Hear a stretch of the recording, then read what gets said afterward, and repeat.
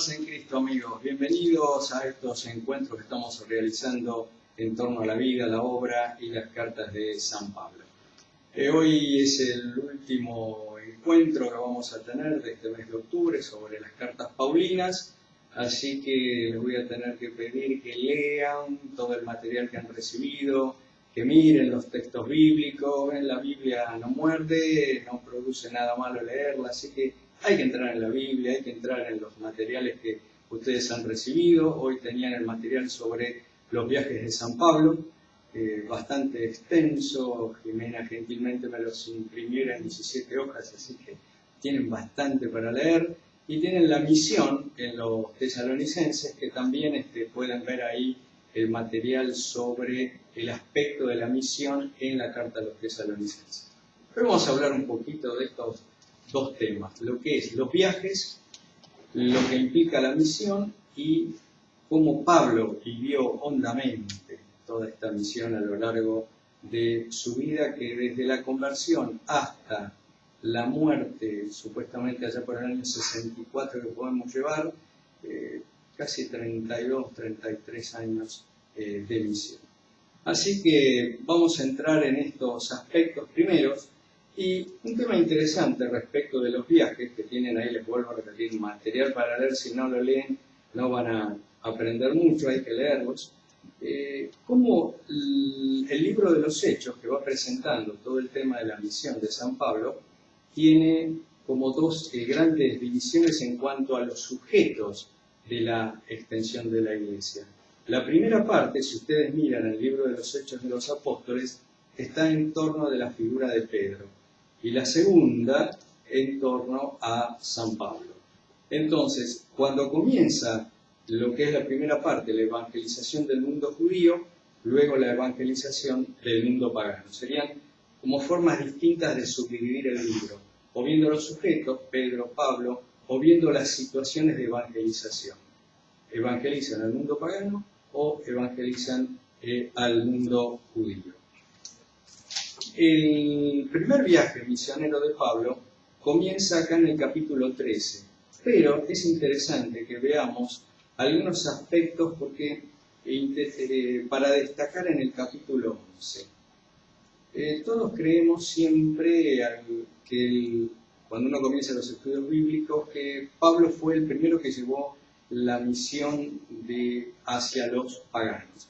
Rechazado por el judaísmo, lo que hace Pablo es abrirse al mundo griego, al mundo romano.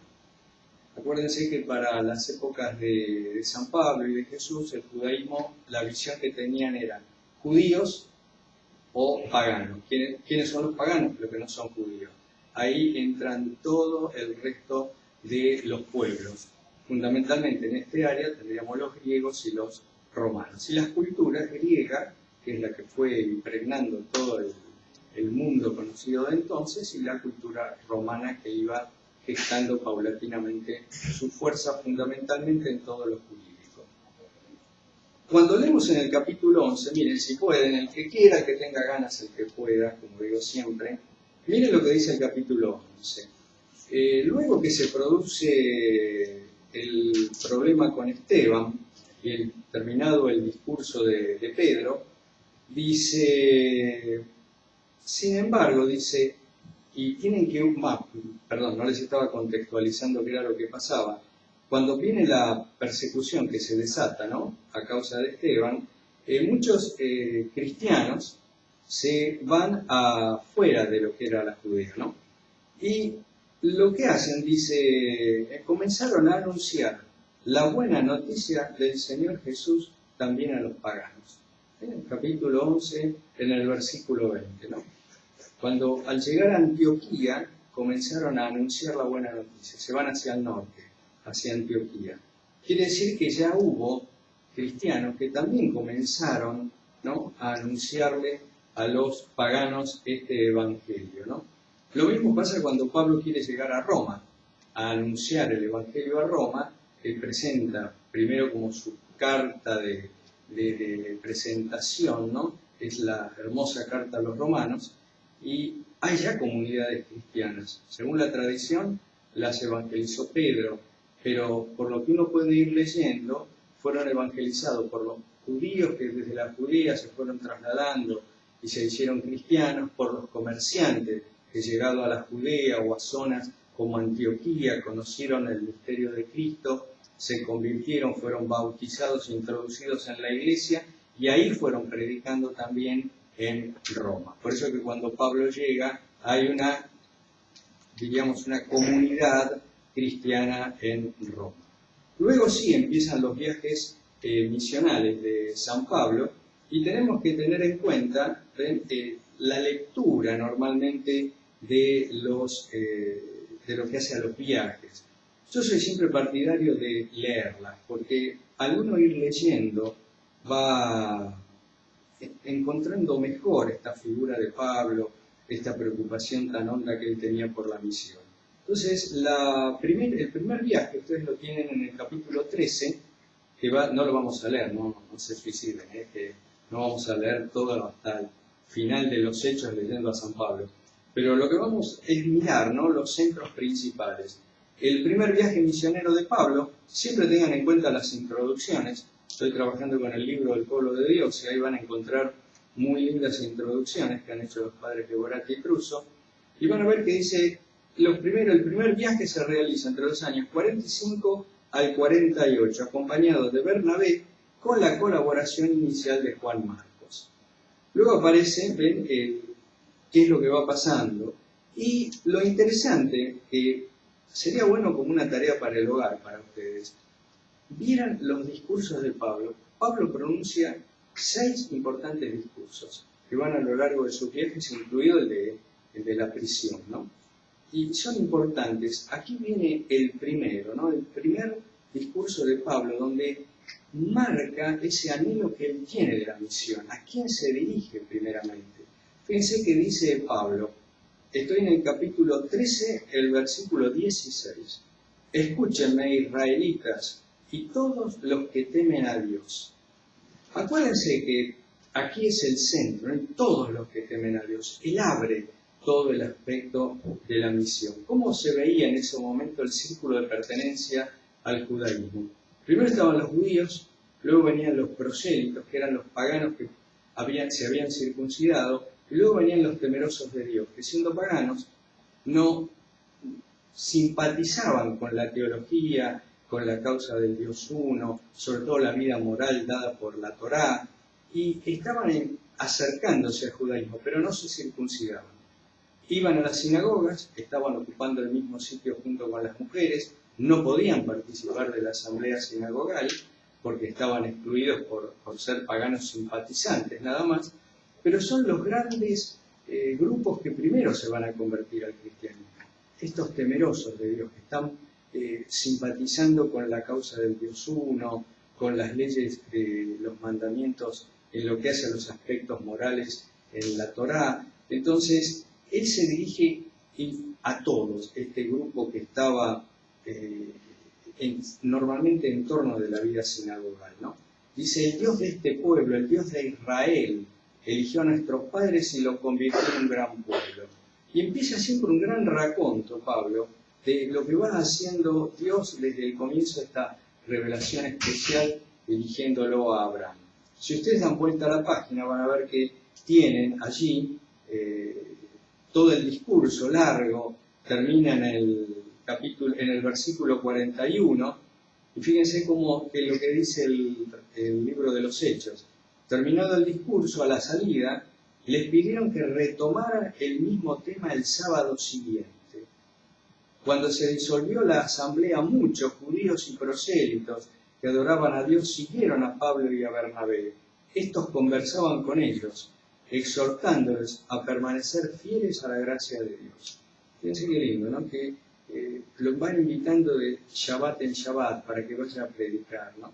Y ahí empieza toda esta misión primero de Pablo de ir a la sinagoga, predicar en la sinagoga, por el sistema que las sinagogas tenían de invitar a alguien para que diga algo, y máximo cuando era alguien entendido en la ley como era Pablo, lo que menos pensaban que se había convertido a Jesús, ¿no? Aceptaba a Cristo como el Mesías. Y por otro, el trabajo que va haciendo Pablo en la misión. Pablo la gente lo invita a Pablo durante semana en semana. ¿Cómo se forma la comunidad? Cuando lo escucharon a Pablo, lo invitan a sus casas, que vaya a comer, que vaya a explicarle esta doctrina nueva, que los vaya a evangelizar. Y así paulatinamente, Pablo va realizando una misión diaria, diríamos, no solo de sábado en sábado, yendo a una sinagoga. Entonces, ven, ahí aparecen estos aspectos, ¿no? De cómo él va evangelizando las distintas zonas, cómo se va trasladando. Es interesante que vean el mapa que viene al comienzo del libro de los Hechos. Ustedes tienen un mapa donde está dividido el primer viaje, el segundo, el tercer viaje y el viaje de la cautividad. Miren los mapas y en las folias que hoy tienen ustedes de apoyo para estos viajes, tienen las distancias en kilómetros. La verdad está muy bien hecho, ¿no? Cuánta distancia hay de un lugar hacia otro. Se calcula que Pablo, entre los 3 viajes misionales, recorrió casi 4.000 kilómetros. Y no iba en auto o en avión, sino caminando. Así que Pablito tenía un buen estado de salud, podía caminar, tipo extraordinario. Si seguimos viendo el segundo viaje, también está este impulso de la misión. Ya el segundo viaje es más extenso, va del año 50 al 52, toca más lugares, va más apurado, aparecen muchas otras cosas, dificultades, aspectos extraordinarios como la liberación en la cárcel, curaciones, resurrecciones, aparece un montón de temas en Pablo, ¿no? Y el hermoso discurso de Pablo en el Areópago. Pablo llega a Grecia, en Atenas, está predicando ahí el Evangelio, en el mundo de la filosofía. Por supuesto le va mal, ¿no? Porque cuando él habla, dice, a este que les estoy yo hablando, de Jesús, fue resucitado, ¿no? Dice, habiéndolo acreditado delante de todos, lo resucitó de entre los muertos. Fíjense lo que dice. Al oír estas palabras, resurrección de los muertos, unos se burlaban, otros decían, que oiremos otro día. Y ahí se fueron, ¿no? ¿Cuál es el centro, ¿no?, que nosotros tenemos que tener en el impacto de la misión? La resurrección. Este es el tema. Pablo era lo que anunciaba, la resurrección de Cristo. Tengo un profesor amigo que siempre dice, el centro es la resurrección, es Cristo. Todo lo demás es cotillón. Entonces, lo que tenemos que tener en cuenta es la resurrección. Y a partir de allí, de lo nuevo, de lo impensado, de lo que supera toda posibilidad de imaginación, de especulación, cómo, cuándo, dónde, qué es, ya estamos resucitados. Aparece ese tema muy lindo en Pablo, ya sí, ¿no? Pero todavía no, estamos salvados en esperanza, ¿no? Un tema que está muy bien desarrollado en la carta a los romanos. Entonces, ven, los viajes, estos, van a llevar a también una problemática de qué es lo nuevo que tiene que vivir la Iglesia, que es entre el primero y el segundo la asamblea de Jerusalén, donde se decide que no hay que circuncidar a los paganos para hacerlos judíos y luego bautizarlos e introducirlos en la Iglesia cristiana, sino que ya todo eso terminó, es una economía pasada. Lo único que se tiene que pedir es la fe y el bautismo, que es la feliz puerta del cielo, ¿no? Es lo que lo introduce en la vida de la gracia. Cuando Pablo habla de la justificación, el ser justificado se recibe no solo por la fe, sino por la gracia del bautismo, ¿no? Entonces, ese es un punto interesante. El tercer viaje, ya Pablo parte con una, diríamos, aprobación por parte de la Iglesia en Jerusalén Mayor, es mucho más extenso, se van a producir gran parte de los escritos de Pablo hacia las distintas comunidades que él fue fundando en todos estos viajes. Piensen que pasó por muchos lugares, fundó comunidades, las comunidades quedaban a cargo de un presbítero al cual él le imponía la mano y lo dejaba. No había escritos, solamente a lo sumo como escrito podían tener alguna traducción de los 70 al griego de las escrituras hebreas. Una situación difícil, cómo vivir y solucionar los problemas diarios de la vida que se va realizando, cómo inculturar ahí el Evangelio, y vienen las cartas de Pablo en respuestas a las problemáticas que se vivían. El último viaje de Pablo, terminado este periplo largo, del tercer viaje y todos sus escritos, es cuando es arrestado a la vuelta del tercer viaje, está en Jerusalén y en Cesarea casi 2 años, no le dan una sentencia, tiene unos discursos frente a los gobernadores y al rey Agripa, y al final termina, como había apelado al César, yendo a Roma, que era lo que él quería. Evita que lo ajusticien, aunque el rey Agripa dice lo podría haber dejado libre porque no encuentro nada para condenarlo, pero apeló al César. Al César tiene que ir. Y viene el último viaje y la cautividad de Pablo en Roma, y es muy interesante este proceso final, el discurso de Pablo frente al rey Agripa, vale la pena, ¿no? Está sobre todo narrado su aspecto de conversión, muy interesante, muy testimonial, diría, el discurso. Y luego el capítulo 27, que tiene el viaje de Pablo a Roma. ¿Se acuerdan? Es un viaje muy accidentado, parte con 276 hombres en el barco, permanecen casi 14 días de tormenta, una tormenta increíble, es decir, que fue más que la tormenta perfecta, le pasó de todo en la tempestad, el naufragio, se quedan en Malta, hasta que al final, luego de muchos avatares, llegan a Roma. Y fíjense cómo termina, porque también tengo que terminar yo. Dice, Pablo vivió 2 años enteros por sus propios medios, recibiendo a todos los que querían verlo, proclamando el reino de Dios y enseñando con toda libertad y sin encontrar ningún obstáculo lo concerniente al Señor Jesucristo. Y ahí termina. Y ahí termina la teología de San Lucas, ¿no? Como de Nazaret a Jerusalén, el Evangelio, de Jerusalén a Roma, el libro de los Hechos. Y un Pablo tan prendido por la misión que lo lleva hasta en su cautiverio, predicando el Evangelio, anunciando este centro de la Pascua del Señor. Bien, acá ya hemos llegado a los minutos que disponemos. Les agradezco estos 4 encuentros que hemos tenido. Para mí fue una experiencia linda y les pido que lean. Acuérdense que tanto la teología como la filosofía necesita tiempo, necesita sentarse, leer, paciencia, buscar, estudiar.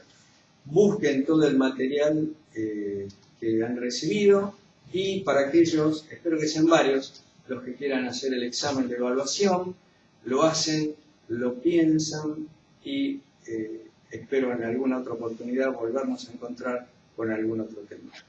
Hasta otro encuentro y como siempre que el Señor nos bendiga a todos.